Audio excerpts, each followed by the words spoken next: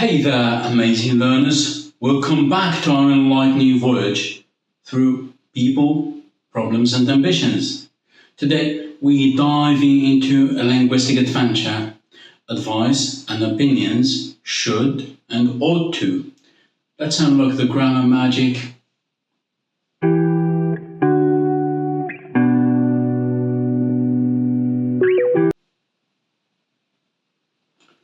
Language, folks, is a bridge to understanding and connection.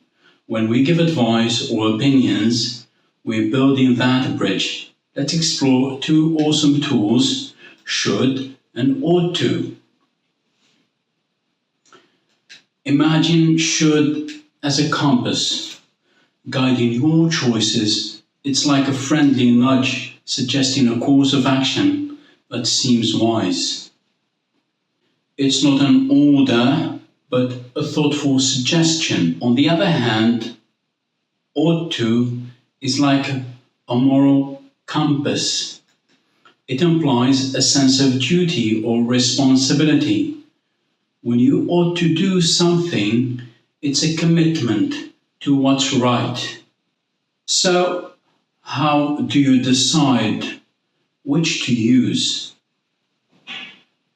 Should is like a friend offering advice, while ought to is more like your conscience, reminding you of what's expected or right. Let's practice this grammar magic. We'll explore sentences that involve both should and ought to, clarifying their unique roles in giving advice and expressing obligations. You should try the new Italian restaurant downtown. It's fantastic. I think you should study a bit more before the exam. If you're feeling tired, you should get some rest.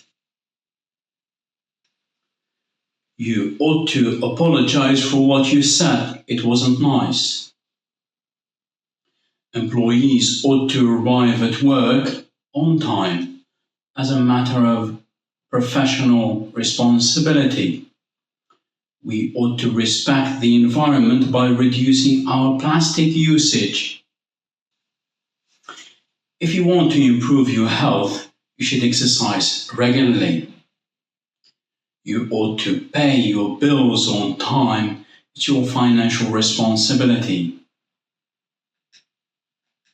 In this situation, you should follow your heart, but you ought to consider the consequences.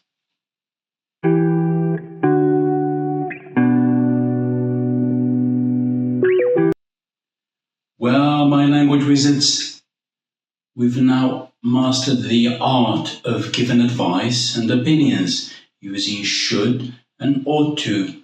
You're not just building sentences, you're building connections and understanding. As we journey through this chapter, remember that words are tools that shape our interactions. Get ready for more exciting lessons ahead. Catch ya on the next one, where we dive into the intriguing world of personal problem helpline. Keep that curiosity alive and keep exploring. Goodbye.